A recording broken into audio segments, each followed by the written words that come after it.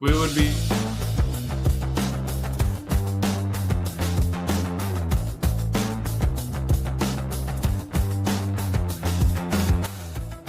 Hey everyone, how you doing? This is Amon Green, Green Bay Packers all-time leading rusher, and you're watching Packers Total Access Live, your daily source for Packer content. Go Pack, go!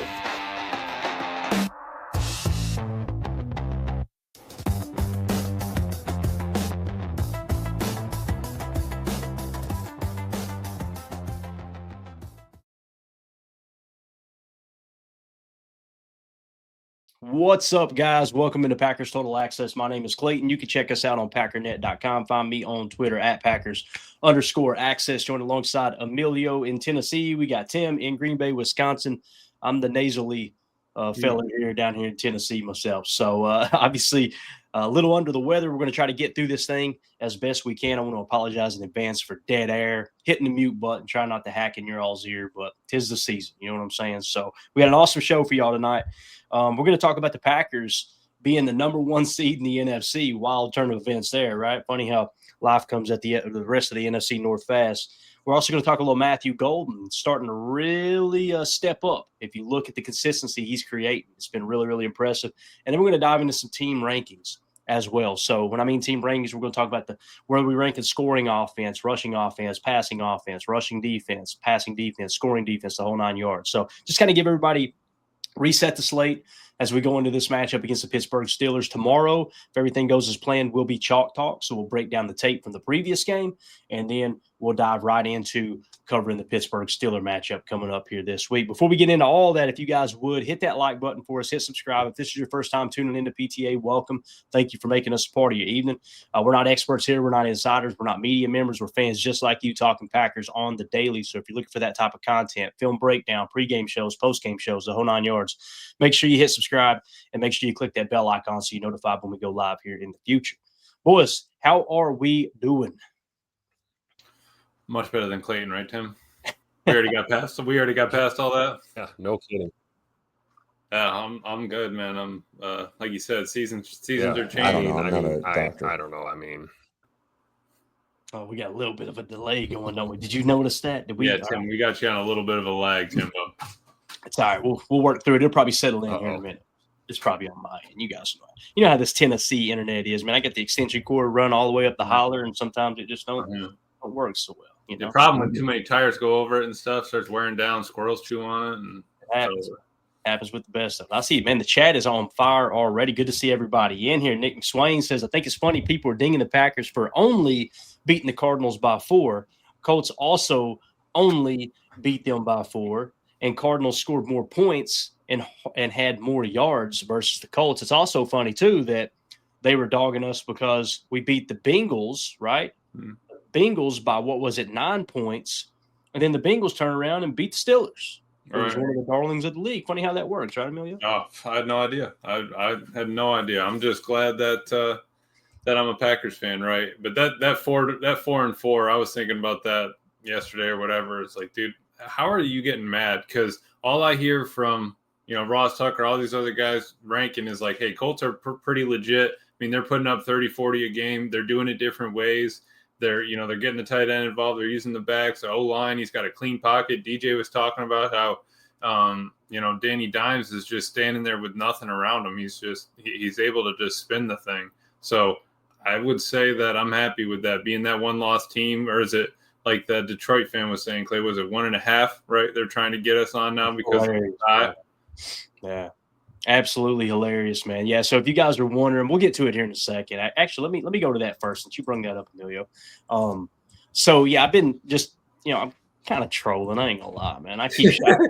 I seen it upset a lot of people when I tweeted it, so I said, let's fire away every time it happens, right? So I said the Packers are now one of 2 teams with only 1 loss. So the scribbles get me. Hey, man, this is high quality stuff over here at PTA. You know how we roll. So obviously the Steelers were a 1-loss team. They got beat now, so they have 2 losses.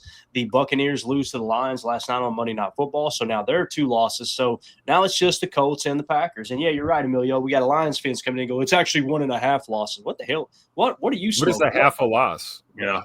What pin are you dapping on, bro? Because I don't see any of that in the column. next to the teams. I don't see the half anywhere. So it's just funny how.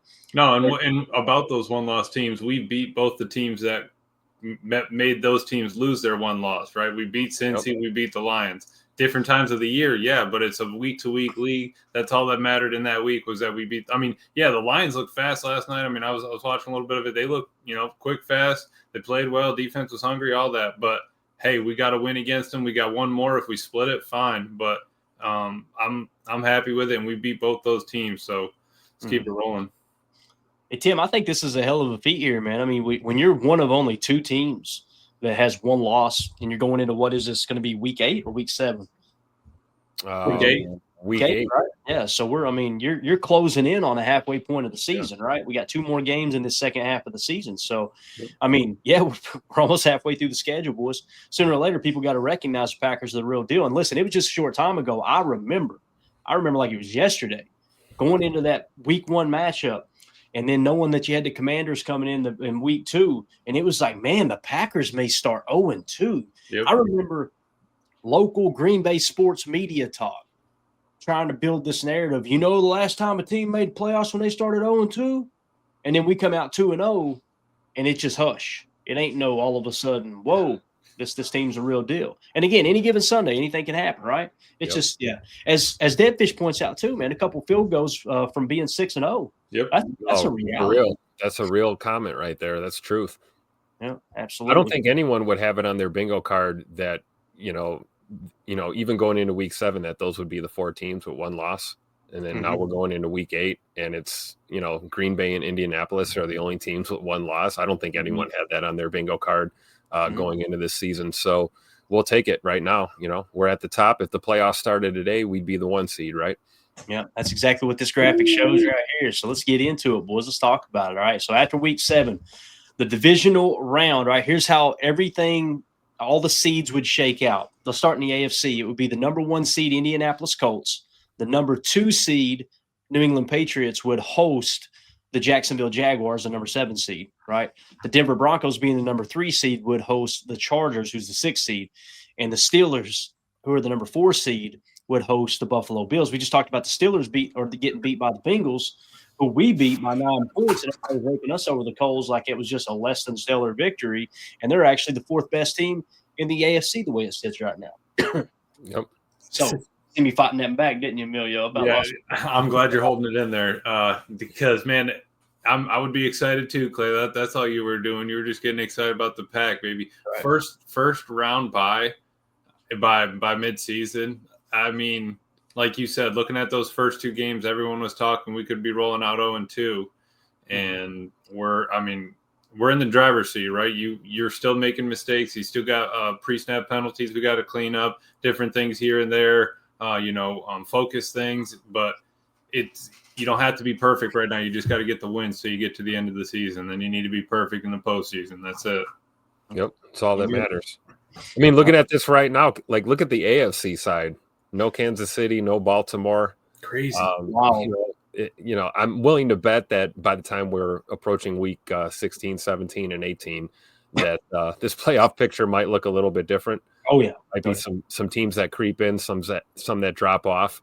But it's a good place to be nearly at the halfway point of the season to be the 1 seed right now. We love it. Yeah. Now, jumping over to the NFC side, obviously the news of the day, the Packers are officially the number 1 seed in the NFC. All right. The number 2 seed, what that means, basically, the Packers get a first-round bye, right? So the number 2 seed is the San Francisco 49ers. They would host the number 7 seed LA Rams. The number 3 seed Philadelphia Eagles, the reigning Super Bowl champs, would host the number 6 seed Seattle Seahawks.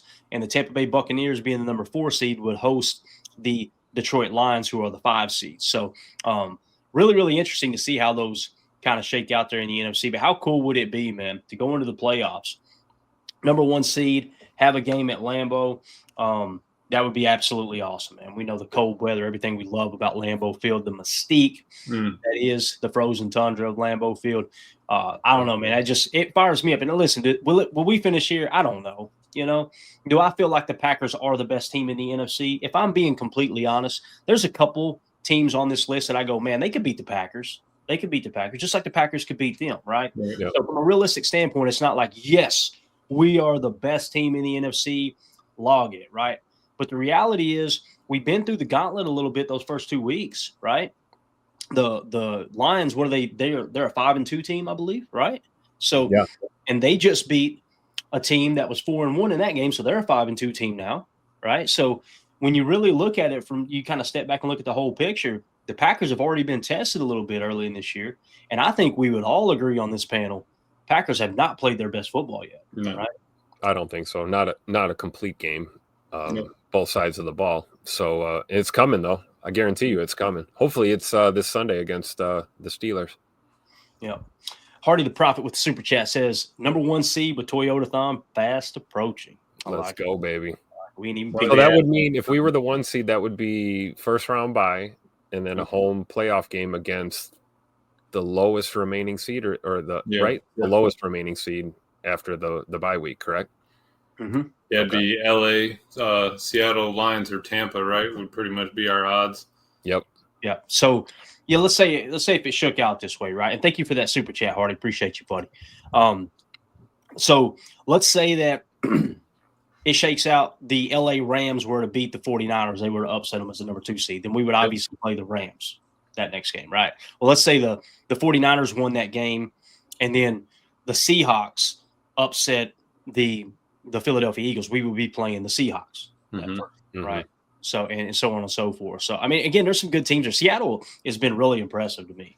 I mean, they sure. Sam Darnold. We'd rather see him at Lambeau than going out to Seattle for sure.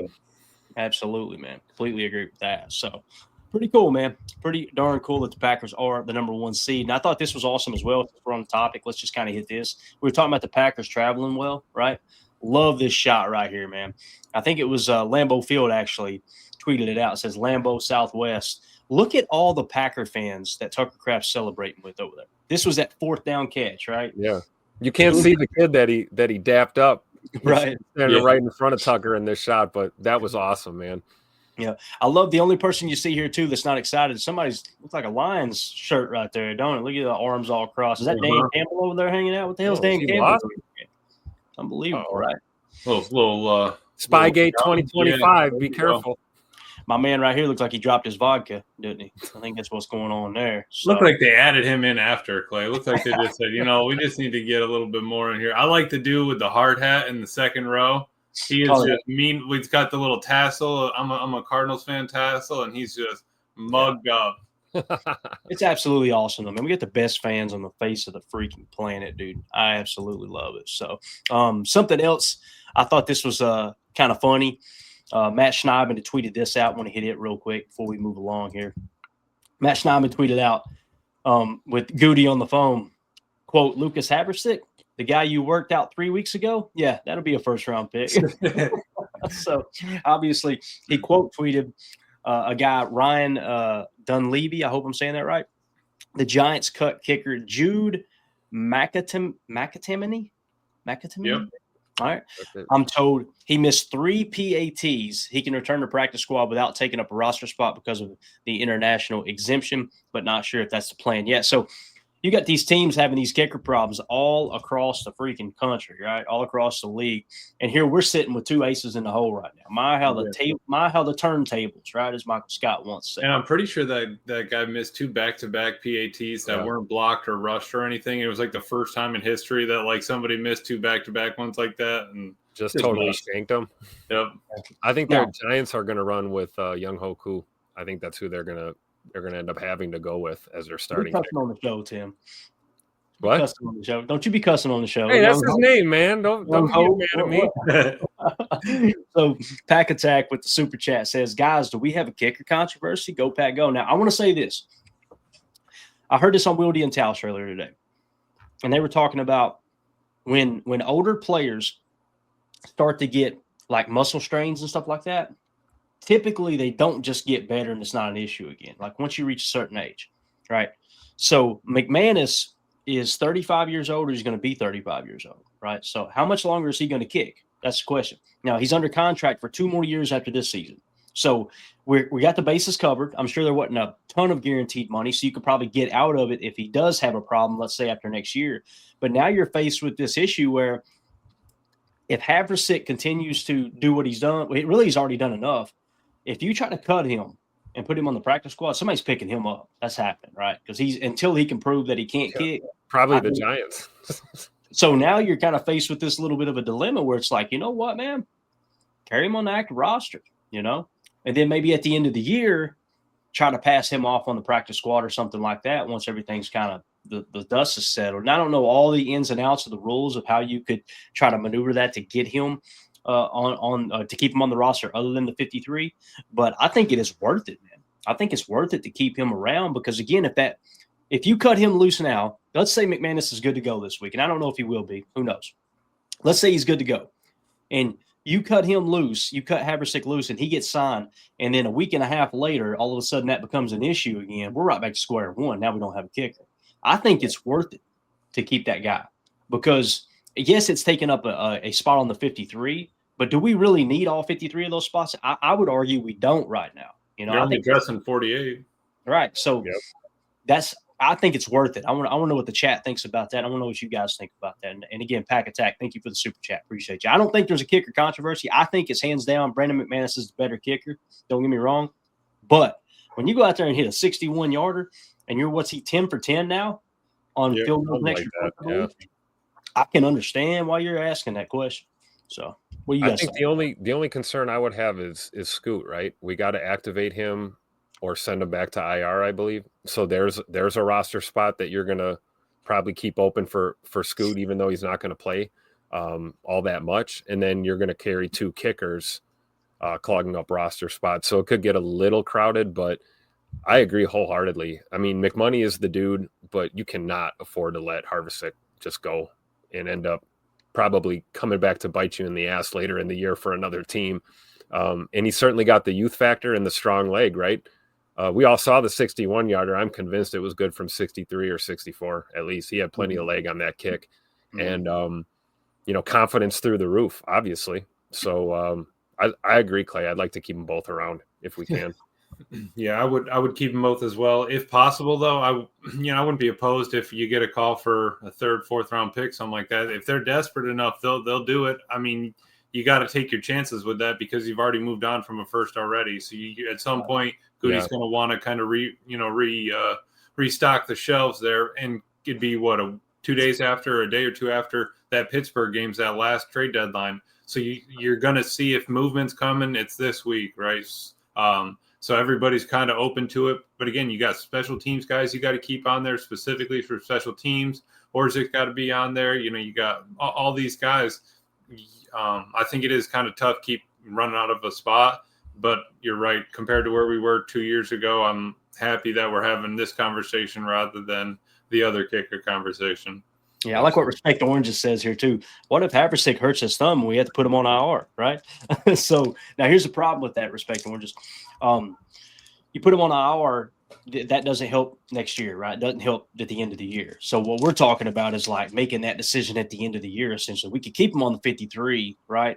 I guess you're saying it does bridge the gap to the end of the year. I see what you're saying, right? And then try to work out some kind of contract. 4 weeks kind of thing. Yeah, and I don't know exactly how the futures would work. I think if you sign someone and they're on your roster at the end of the year and their contract expires, he may be like a restricted free agent or something, boys, because he passed waivers on everybody else. There might be some kind of rule there. Yeah, I pulled up McManus's on Spot Track, and it looks like his cap hit for 25 was 3.49.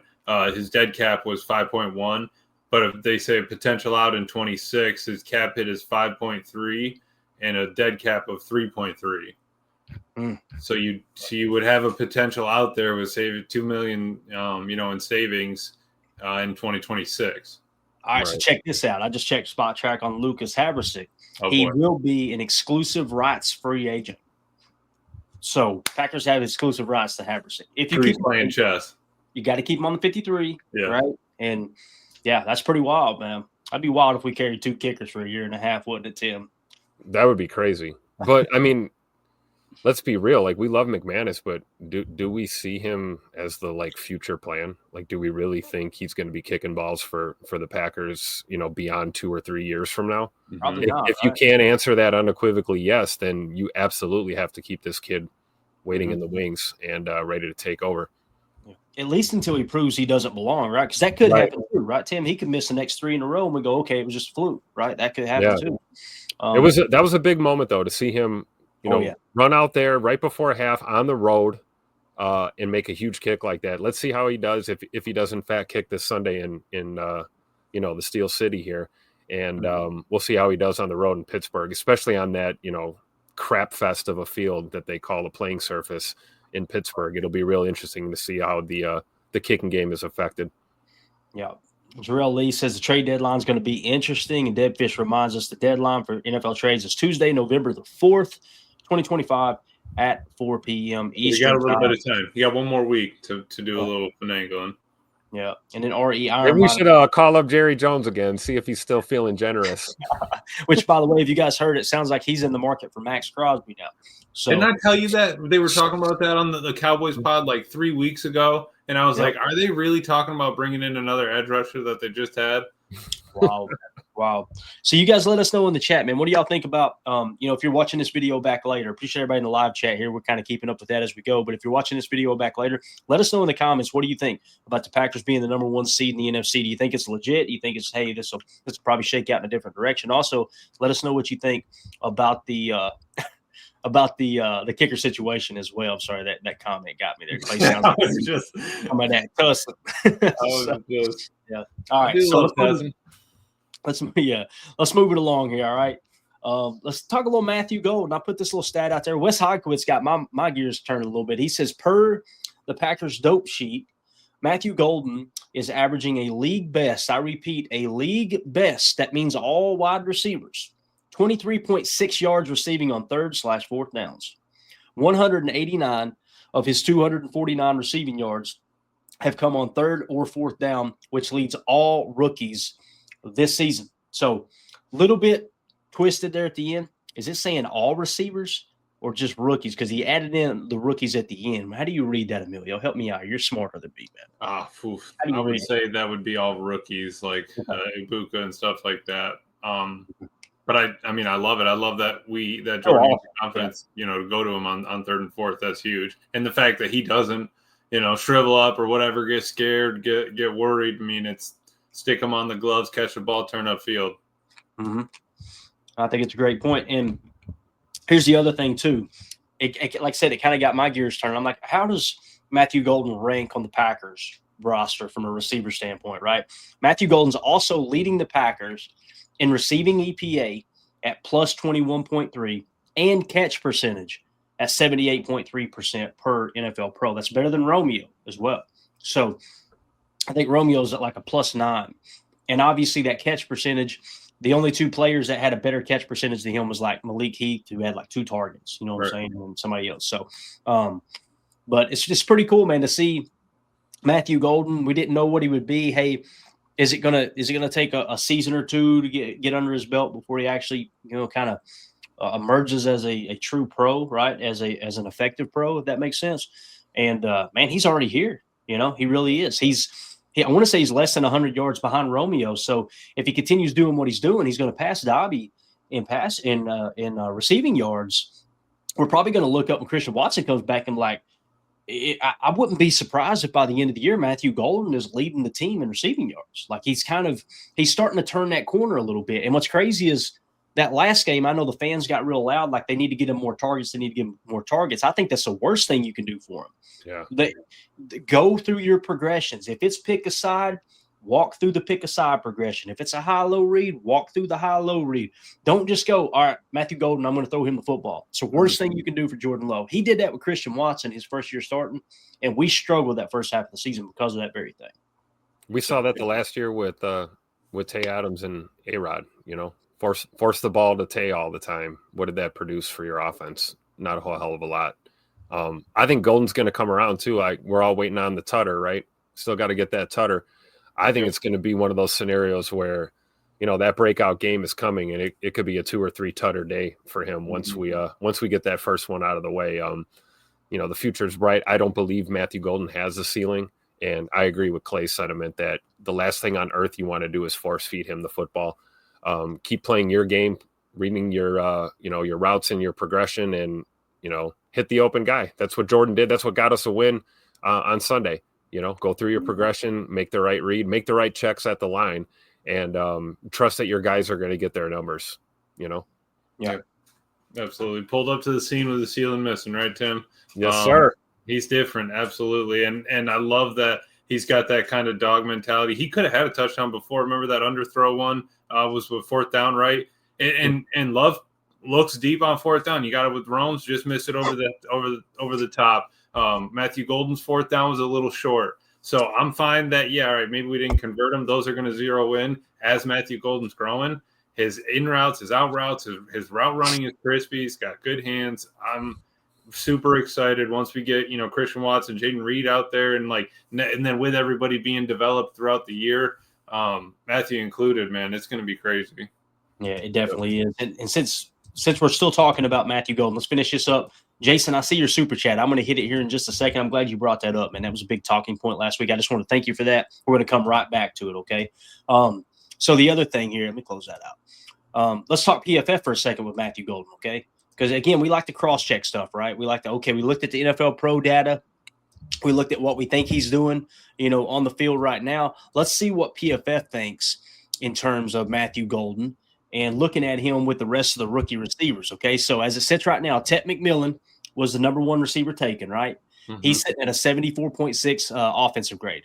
Emeka Egbuka was the second one taken, correct? He's sitting at a 73.8. Matthew Golden was the 3rd wide receiver taken. Is that how you guys remember the draft shaking out? I'm pretty sure that's right. Was he the 3rd wide receiver taken, Emilio? Yes. Yeah. Okay. After Egbuka and Ted, yeah. So Tez Johnson is grading out a 70.5 right now for Tampa Bay. And then Matthew Golden's right behind him at a 70.4. So he's at a 70.5. Matthew Golden's a 70.4. So it's wild that the PFF grades are falling right into place if you don't include Travis Hunter, because Travis Hunter's played more defense than offense, obviously, right? So I don't expect him to grade out like a true wide receiver right now. It's going to take some time to adjust. But I just think it's awesome. And Matthew Golden's now up to a 70.4. And we always say if you grade out 60 or higher as a rookie, it's a really good indicator he's going to be a great pro. So Matthew Golden off to a strong start, PFF. So, again, we look at the NFL Pro data. He's doing stuff that other rookies aren't doing. He's in the top 3 or 4 in PFF grade. Everything you look at tape, strong hands, great separation, making guys miss after the catch, the whole 9 yards, late hands down the sideline. He's also been a guy that Jordan's gone to on 3rd and 4th down. He's checking every single box, and he's staying healthy. So I want to get your all's take on that.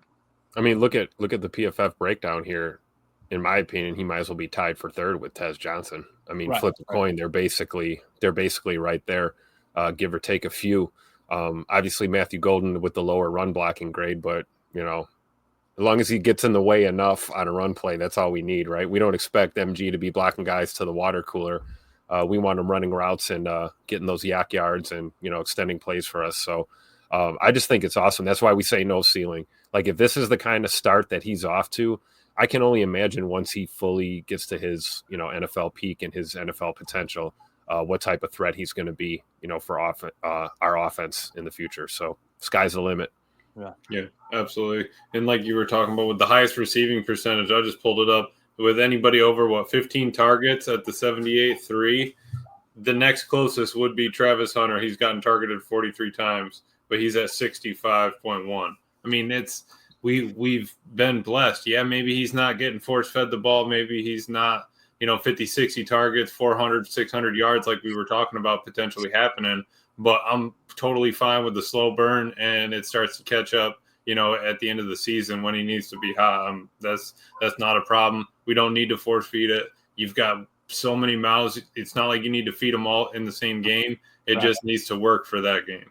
Yeah. Yep. And that's a good segue there, too, to get to the super chat here from Jason Y. Thank you so much, buddy. He said, sorry if you guys already covered this, but what do you make of Christian Watson's father trashing LaFleur's play calling in a tweet and Tay Wicks liking it? So I talked to Tazim on Twitter, and he did not mean it to trash LaFleur. Like, that's not what the tweet was saying. And I know a lot of people took it and ran with it like that, right? And I'm sure if you read the tweet, I can see how you could get that out of it. I think what he was saying is Dontavion Wicks would be balling out for another team right now, right?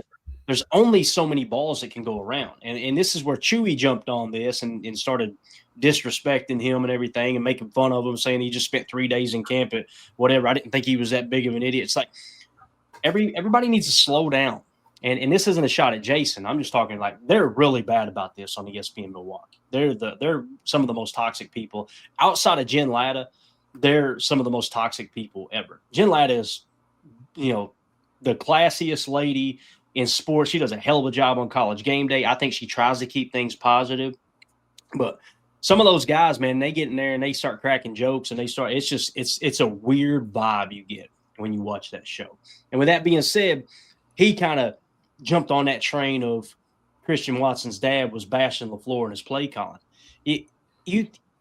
Everybody knows all of these receivers can't have the targets they want, or else you're going to be passing the ball 75% of the time. It's just not going to happen, right? I think what he was saying is Tay Wicks will be dominating if he was the number one target on another team. I mean, think about that. Think about it this way, Jason. If he was truly saying they need to get Tay Wicks the ball more, right, then he wants his son to get the ball less. Mm-hmm. I don't think that's what he meant. So I could be wrong there. I'm going off what he told me in the conversation we had. Now, is he vocal on Twitter? Hell yeah. He'll be the first one to tell you that. Yep. He doesn't hold anything back. It kind of is what it is there. I appreciate the super chat, but do you guys got anything y'all want to add to that? Because I really don't take it as he's trying to bash LaFleur. I think he takes it more. I took it more as he's propping up Tay Wicks, like, hey, this dude. And I think we would all agree, Tay Wicks' rookie year looks solid. For sure. And Papa Scoot is just a ball knower and a ball lover, right? I mean, he just loves football and football players. So he's going to call it like he sees it. If it seems like he's throwing someone under the bus or, subliminally dissing, a play call or play calls, I mean, you can read into that however you want. But I think, Papa Scoot's just a passionate dude who understands football and is going to call it like he sees it. So I wouldn't read too much into it. But at the end of the day, I hope we get good news with Tay Wicks and whatever's going on with this calf issue that he's been, kind of dealing with for the last 3 or 4 months. Hopefully he's good to go. But I would agree with the assessment that, on a handful of other teams in the league, being a featured receiver, Tay Wicks is probably your wide receiver one on, 15 to 20 other teams in this league for sure. Yeah, don't sleep on Don Travion, right? You know what I mean? That was the thing. But it's so true, though. Yeah, we saw him, met his mom and everything. We got to see firsthand. Yeah, it wasn't a great year for him. He struggled. He had issues here and there. Totally fine, dude. It's not like you're going to have it right off the bat. Maybe hit the jugs with Rome after the practice, whatever. Do what you got to do to perfect your craft. And I think he was spot on. It's just, they may be all B's or all twos or whatever you want to call them. You can still get the ball to them. They can still make yards. They can still put points on the board for the team. It would be different if we were throwing it 50 times a game. I think you probably could make that happen, but it's just not our offense. Yeah, and again, Jason, thank you for that generous super chat. We appreciate you, buddy. Jake's Sadowski. All right. See, I got to watch that because sometimes those people, they put the names together and I read it off and I get canceled. You know what I mean? Yeah. Coding in there. Made me think of a video of 2 girls that were doing a live stream, whatever. Yes. You know exactly which one I'm talking about. When she realized it, she went. She just started smiling. No, the channel's over. So anyway, Jake Sadowski says with the super chat, thank you, buddy. He says, which Packers wide receiver will be the first to break 1,000? Rome in the house. Watch your mouth. I think that would be the safest bet, but it seems like the more time goes along, I kind of feeling like Matthew Golden might do it. My vote would have been Jaden Reed, to be honest with you. I was going to say Bird before the injury for sure. Right, definitely. So, and how cool is that? We can make a case for 3 different receivers, right, Tim? That could potentially go for 1,000. You guys talk about that for a second. I'm going to go grab another cough drop so I don't bother y'all. Well, we could get Scoot back before you know it, right, Emilio? And, I mean, Scoot could have a couple 150-plus yard games and be in the conversation before you know it real quick, depending on how quickly he hits the ground running coming off of, the injury, right? Absolutely. Got a little ramp up here. You got to figure out where he's at, comfort-wise. It seems like the way he's running that he's not thinking about it. But, man, I'm telling you, that first time you're in a game, it just feels a little different. You can't practice that. Looking up some of the yards, Tim, I have Tucker Kraft leading in yardage at 326. Okay. Wow. Romy Rome's in the house at 306. And then Matthew Golden at 249, just shy of 250. Wow. Josh Jacobs fourth at 179 and Dontrevion Wicks at 134. So really, we got to look at the wideouts though, right? Because that's Jake's question, wide receiver exactly. wide. But It's so true because we got Tuck Norris, we got Josh Jacobs, guys that are, not wide receivers that are contributing. But I think that's pretty close battle there with Rome. I think you're right though. Just in the way that, if he had caught that one deep ball on fourth down, he's probably at 350, pushing 400. I think maybe he gets looked at 35% of the time if Rome or if Matthew's getting looked at 30%. You get that one extra look or two. I would think I'd probably put my money on Rome, but man, Matthew Golden can have a couple explosives, have another 100-yard game, and he's off to the races. So true. Yeah. And I think I heard y'all talking about Tucker Kraft leading the way, right? Do y'all think Tucker could crack 1,000? You think that's realistic? Yeah, absolutely. Yeah. That's realistic. So that might be the answer, right? Yeah, that's possible. But that's where Tim was saying. But we'll take 750 and like 15 touchdowns this year too. We'll take it. Absolutely. Give me the points. I want to go. Give me the go. Thank you for the chat there. Jake, appreciate you, buddy. Coach Lynn says we need to throw more. Sheesh. Hey, I'm seeing a lot of that on X. People talking like that, like, hey, why aren't we throwing the ball more? Why aren't we throwing the ball more? And when I look at the numbers and I kind of break it down myself and I'm looking at the tape and everything, I can't believe I'm about to say what I'm about to say, but I'm like, I can't argue with it. Like the way Jordan is playing efficient right now and protecting the football, and we're averaging whatever we were averaging earlier. I don't know where it's at now. Actually, I could probably look it up real quick. This kind of goes hand in hand with what we were going to talk about anyway. In terms of yards per pass attempt, yeah, the Packers are sitting fourth right now in the league at 8.2. You do the math. If you pass more, right, by those numbers. Now, is it because we're not passing as much as we should that those numbers are a little inflated? That could be the case too. But we're just a 10th. Like these are the numbers. Seattle, 9.0 yards per pass attempt. New England, 8.6.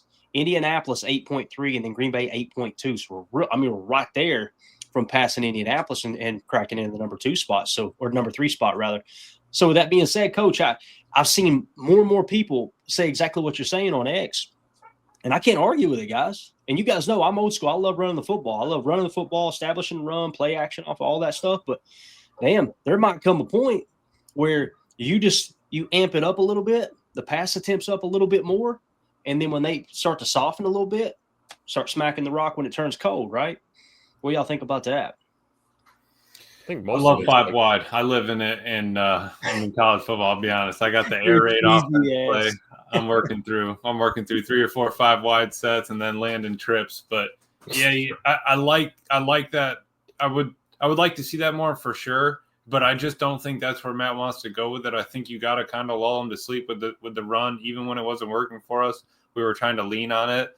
But yeah, Jordan Love at 1,400 yards with 10 touchdowns. We could be probably pushing 2,000 right now, no problem. But again, if you win with 150 yards passing, are you mad at it? Not exactly. No. Is our quarterback complaining?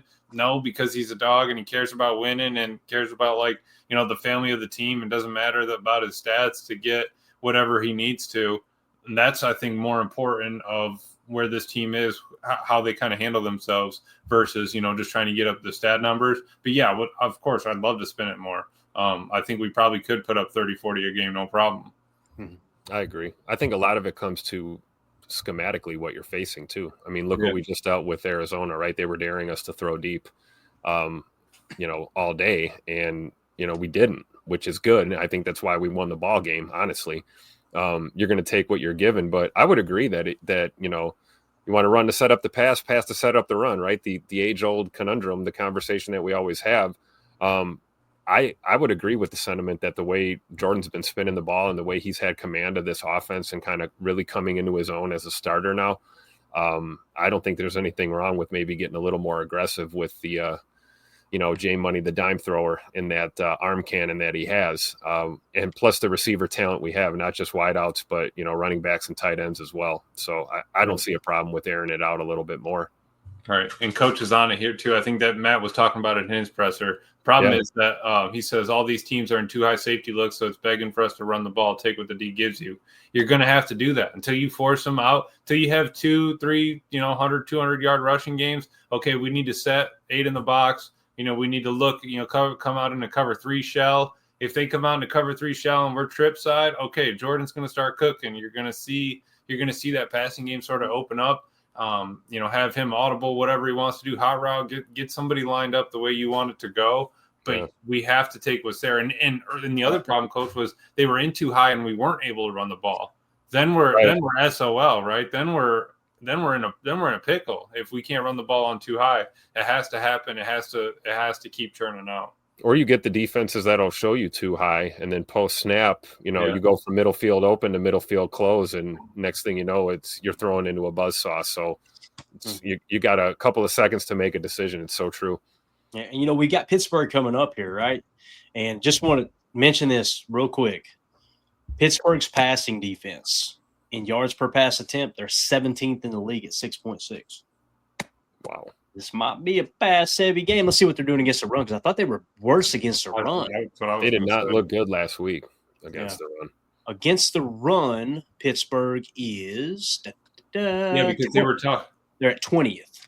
20th. So, a little bit worse at run, but they're kind of in terms of passing yards per pass attempt and yards per run attempt, they're pretty kind of mediocre right now, to be honest. Again, though, you want to run the ball. Why? Because the clock is your enemy. You got 60 minutes you got to get rid of. It's a lot easier to run the ball and turn it down the field. If you're going up against Aaron Rodgers, how often do we want him on the field? How long do you want him on the field? Last game, they had 20 more plays than us, right? And so it's like your defense is out there getting gassed. How much can your offense help by playing the long game of the game of football, right? How much can you help just by killing some clock? Yeah, and it's also worth noting, you see that number, okay, we're good to pass on them, right? They're actually tied for third best in takeaways per game at 1.7. So you got to be aware of that. They will, if you lose the turnover differential, you guys know how I feel about that. The cards are stacked against you. So, yeah, lean into the run this week, right? And don't be afraid to throw the football either, though. That's for sure. So, got a couple questions here. iRock in the chat says, do you think we'll get C-Watt, talking about Christian Watson, back next home game or at Pittsburgh? I think he's going to play in Pittsburgh. What do you guys think? I'm kind of feeling like it's going to be Pitt. They'll definitely have to activate him, right? Because that window's coming to a close. I think he'll play in Pittsburgh. I think he was close last week, to be honest with you. I think he'll be at least dressed for Pittsburgh and on the field. Jen Wright was talking about this too. Like, how many snaps do you want to give him in his first day active, right? Somewhere 10. In that, 5 to 10 mark, see how he feels. Mm-hmm. But I would anticipate Pittsburgh. I mean, the home game coming up is after against Carolina. That'll be the 1923 throwback game at Lambeau. So hopefully Scoot is out there in Pittsburgh this weekend, I think, at least in a limited fashion. It'd be good to see him just suited up, playing ball again, getting up some reps. Yeah, we don't need to force him crazy, but I'll take a little eye candy out there. Run a couple deep routes, get your full stride back, run up against a different person other than somebody on your team. So I mean, think about it. Scoot's been going up against the Packers since December of last year. He hasn't gotten any enemy little shoves, bumps, all that stuff. Put him on 9 routes all day. Let him just drag safety help over, right? They're gonna want to test him, right? They're gonna want to see how that knee feels. I mean, not go after him, but they're gonna want to say, hey, can he take a hit? How's he feeling? Is he ginger on it? Is he trying to protect it? Is he dropping before, falling before, whatever? So that's so true. That's going to be the first thing we're looking for, right? A completion, and then taking a hit or getting tackled and seeing how he pops up. You got to get that first one out of the way. It's been a long time since he's seen some live game action, for sure.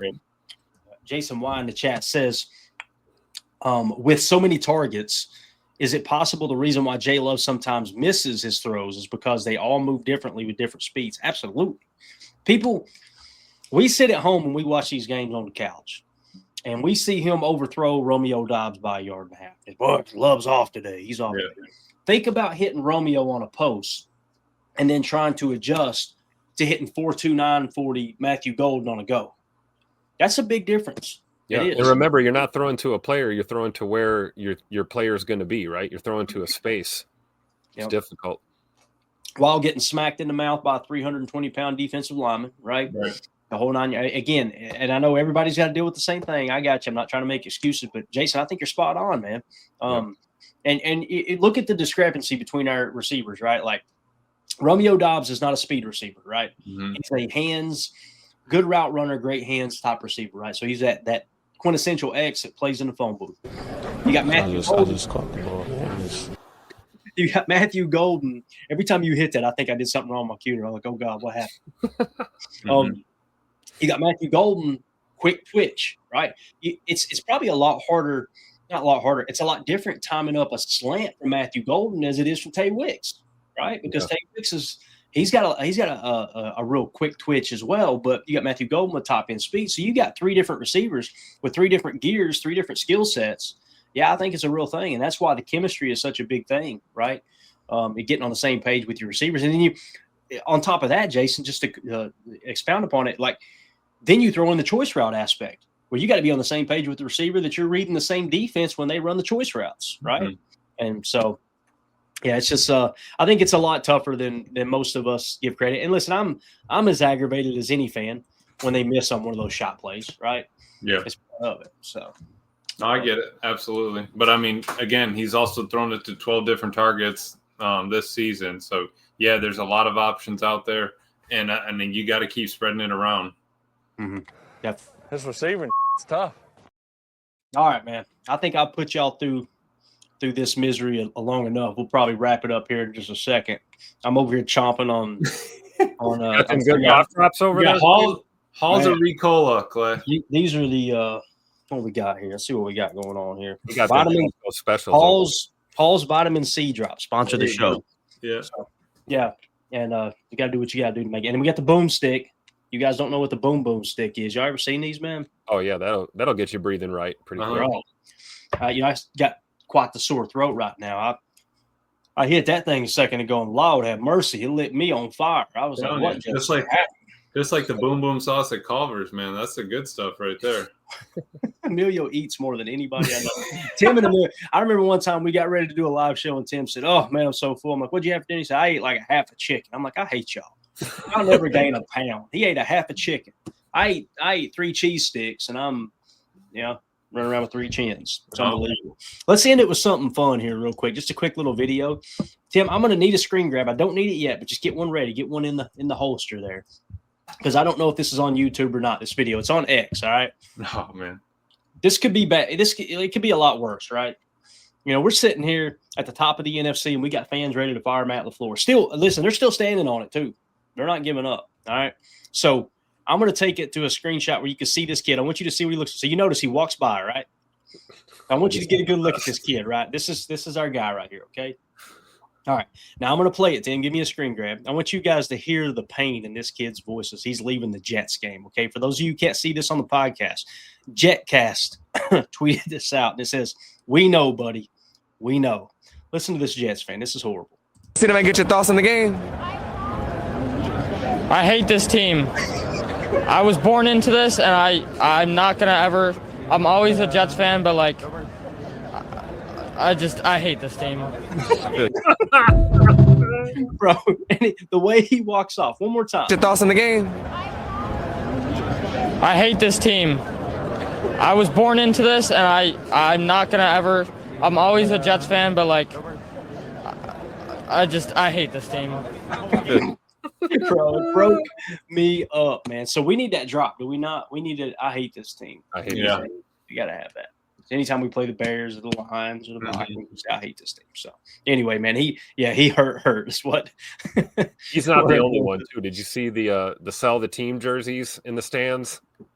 Bro. And then you got the owner, Woody Johnson, just throwing Justin Fields completely under the bus. I don't know if y'all seen that or not. Go check that out. That's interesting.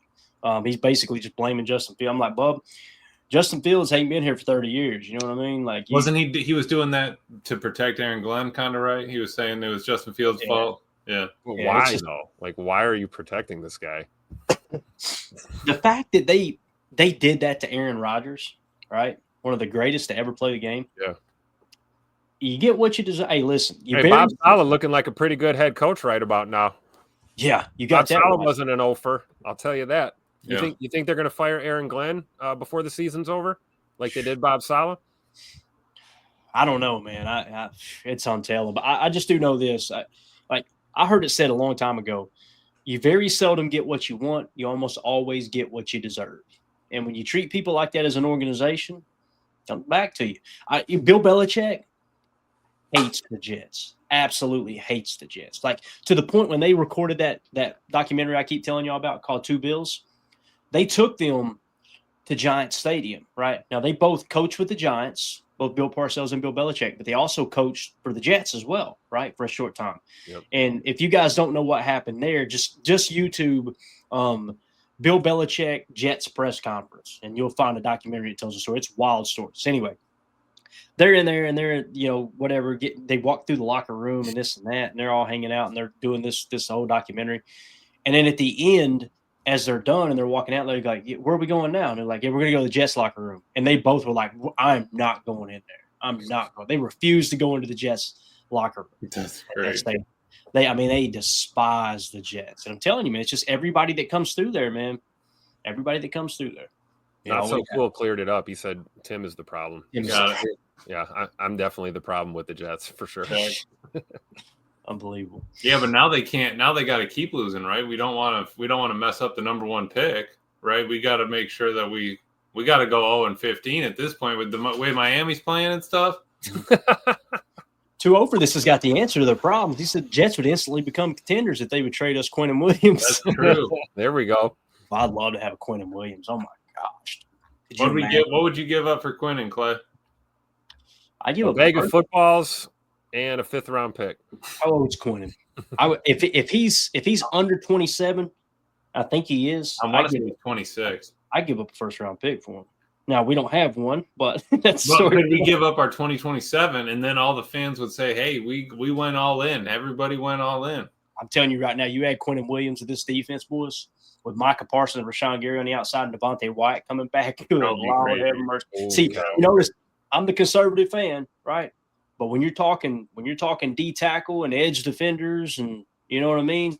Oh boy, Quentin would be unbelievable. How old did it say he was? 27. He's 27. So yeah, turning 8 in December. So you'd have him for 2 or 3 years, right? Yeah. And that's the window you got. Now keep in mind, you keep trading away all this draft capital. You got to pay the piper here in a few years. I say Goody fleeces the Jets out of Sauce. I'd like that approach. Give me some Sauce Gardner. That's exactly what Coach Lynn said. Now I know whose burner is. It's Tim. I mean, it was right at the same time. I want Sauce Gardner. Wouldn't be a bad pickup. But you guys know how I feel about corners personally. I would much rather have trenches than a corner. But yeah, I don't think it would be a bad pickup at all. Sauce is a closet Packer fan anyway. I thought you were going to say, Sauce can play defensive tackle. I swear that. No. Yeah, he's definitely a closet Packer fan for sure. So, all right, guys. I had a bunch of stuff we were going to cover. We didn't hit a damn thing, but this was a fun show. I enjoyed talking ball with y'all. We hit a couple things. We were going to get into team rankings. We may do that tomorrow or the next day. I'll tell you this, though, man. We're going to do Chalk Talk tomorrow if everything goes as planned, and then we're right into the Pittsburgh game, and it's going to be fun. And listen, brace yourself. We're going to be talking about it, and we're going to be talking about Aaron Rodgers. It's going to happen. Cool. So I'm excited about it. Let's end it with that. I want to get your gut reaction, how you feel about the Packers and Aaron Rodgers playing, because I know here's what I'm noticing on X and just listening to people on podcasts. The people that bash the hell out of Aaron Rodgers, boy, they're nervous right now. Yeah. I don't want to I got you. Because you made an ass out of yourself for 2 years, right? And now you're worried he may come in and win this ball game, or you may go over there and he might win this ball game, right? I'm not worried at all. I think we got a better football team. I think we got the better coach. And yeah, I said it. I think Matt LaFleur's better than Tomlin. You don't believe me? Go look at the record. And don't give me that he won a Super Bowl crap, because we know who put that team together. And that was the chin, Bill Cowher, right? So with that being said, I think we got the better head coach. I think Jordan is the better quarterback right now. And it's going to come down to just protecting the football and doing all the things we always talk about. Now, I still love Aaron Rodgers. I can't wait till he comes back to Green Bay and he's in the Packer Hall of Fame. But I'm not worried about it. I just think it's funny that the people that tried to convince his fan base that Aaron all of a sudden was bad at football when he broke his thumb in 2022 and his stats dipped. Now all of a sudden you could feel the tension rising. So I just want to, what I would love to see happen is them go out there, both Jordan and Aaron, and just freaking light it up. I'm talking about I'm talking about trading haymakers all night long. Kind of like Dak and Jordan. And us come out on top. That would be absolutely awesome. And then just to see that jersey swap at the end of the game, that would be send them off that way. But yeah, make no bones about it though. I want the Packers to win this freaking ball. So what y'all think? How do y'all feel? Y'all worried about it? Y'all feel good about it? What do you think? I feel like Tupac LaFleur. We're playing the Pittsburgh Steelers, not Aaron Rodgers. We're playing against a football team. Aaron's their QB1. Obviously, the reverence and the respect is there, but at the end of the day, it's 11-on-11 football, and I'm excited to see Aaron go up against this Jeff Hafley defense. Because we all know who Aaron Rodgers is, right? One of the masters at reading a defense or baiting a defense into a look that he wants. We got to be on our P's and Q's defensively against a quarterback like this, but so do the Steelers because Jay Money is coming into his own and it's starting to get command of this offense with the checks at the line and things like that. So I think we're in for a shootout. I agree. I would think this game is going to be closer to what we saw in Dallas, when Jordan and Dak were trading haymakers all night long. We ended up in a 40-40 tie. I don't think this game ends that way, but I would fully anticipate multiple tutters and an exciting football game to watch for sure. But I think the Pack gets it. I'm not worried, but you have to be concerned anytime you're on the road, let alone going into an environment like Pittsburgh. So you respect your opponent, but you don't fear them. So I'm not afraid. Yes, I second both y'all on that. Really, it's just you got to see what it's like against having another veteran quarterback come up against this defense and see if it's quick release and ball out on time is what it's going to do as well. Pittsburgh, I'm pretty sure they're in 12 a good chunk of the time. I'm sure we'll crack into that, but a majority of the time they're in 12.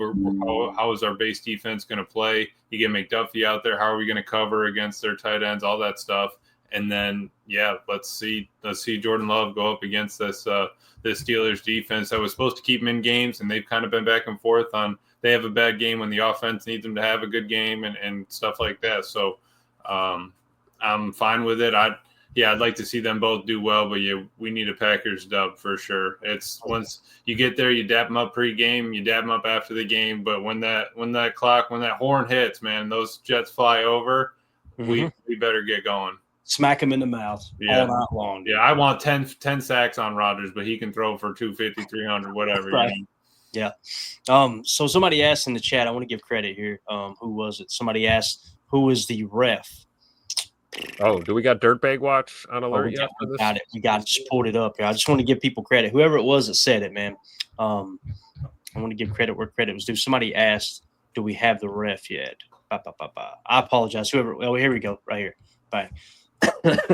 Bears suck so faking much. All right. He says we got the refs yet. It is Dirtbag Watch. Sean Hockley. Oh, look at this dirtbag right here. This guy worried about his biceps rather than learning what a flag. What's he curl? 55, 60 maybe. I don't know, man. He might be the closest thing we got to a real ref out of all these crews. I'll take Hockley for sure. Let's go. I like that. Tim, can you have me a report on my desk by tomorrow, sir? I want to know where he ranks. Yeah, give me a rundown, Tim. Yeah, let me get that rundown for you guys right away. I'm going to work on that. All right. That's it, guys. I'm out of here, man. I'm out of cough drops again. I'm about OD'd on these things tonight. So, Jen Wright said, breaking the 1970 curse Sunday. What's the 1970 curse? We have not won a damn football game in Pittsburgh since 1970. Oh, that's a done deal, Jen. You remember last time we played them? We were close. Yeah. I believe it was like 23-19 or something. It was pretty close. 23-19. Yeah. That was the game where we kept forcing the ball to Christian, right? Yep. And we were going fits. I remember it. Yep. You do that, you're going to get your ass kicked in that. Right. Exactly. Because the last time we beat them was when we were home in Green Bay in 21. 10-3-21 was the last time we beat them. That was 27-17. How about we go out there and do what we just talked about today and just wing that thing around the yard? You know what I mean? 5 wide. I want. Give me a 0. Or Burts all day. Scared money don't make money. That's right. 5 wide receiver, no running back, no tight. Let Tucker, let Josh both get a breather. Give me all 5 wide receivers out there. See what we got. Give me your concept. Are we going 2x3 or 3x2? Give me your concept. Yeah, give me a flood concept on the right. Maybe we get 3 levels over there, and then maybe a smash or like a slot fade on the other side with a little curl underneath. You get a little high-low read, go through your progressions on the right. Yeah, especially if they're sitting in that 4. Somebody's got to stress that safety on the trip side. That's what you got to do. Me, I'm going 5 streaks, 5 jet all go. And it's a quarterback draw. And we're going to throw the silly body at him. You know what I'm saying? That's what the silly body. And then when he high steps into the end zone, J Love's going to say, I got some advice for y'all. Take 2 weeks off, then quit. All right. Really appreciate everybody hanging out. Listen, I don't say this lightly. Thank y'all for putting up with me tonight, man, because I know the voice is raspy and chomping on cough drops and everything. I really appreciate it. I want to give a shout out to Hardy the Prophet, Pack Attack, Jason Y with the generous dono there, and Jake Sadowski as well. Thank y'all so much for the kindness. We'll be back tomorrow, 6 p.m. Central for PTA Live. Everything goes as planned. We'll be doing Chalk Talk tomorrow. Guys, I think we got like 19 plays on this. Let's go. In a bunch. But it's going to be a good one. It's going to be a lot of fun. So we'll break down the tape and we'll jump into the Pittsburgh matchup coming up. Emilio, you got anything else, buddy? Tim, nothing. All right. Thank y'all so much. Appreciate you hanging out. Oh, yeah. Go ahead, Tim. That's right, man. OperationHorsesHeal.org/how can I help? This is we're getting close to the end of the month. You got till October 31st. Every donation is an entry into that contest to win a autographed Romeo Doubs white away jersey, courtesy of Packer Fan Total Access. We're teaming up with Operation Horses Heal this month, trying to raise some money to help them get a truck and a horse trailer so they can bring these horse-assisted programs directly to veterans and their families, providing them the space and environment for their own self-guided wellness journey. We're trying to, basically reduce veteran suicide one day at a time, one event at a time, one veteran at a time. And it's a really powerful organization, what they're doing with these animals and helping out the vets and their families. So make sure you check out the website, OperationHorsesHeal.org/how can I help to donate, or you can scan that QR code in the upper right-hand corner of your screen. Yep. There you go. Thank you, Tim. Appreciate that, man. It's a great cause. Make sure you guys go check it out. Spread the word. OperationHorsesHeal.org. Appreciate you, fellas. We'll see y'all tomorrow, 6 p.m. Central for PTA Live. As always, let's go out and be the change we want to see in the world. And go, Pack, go. There we go. We out. Bye, guys.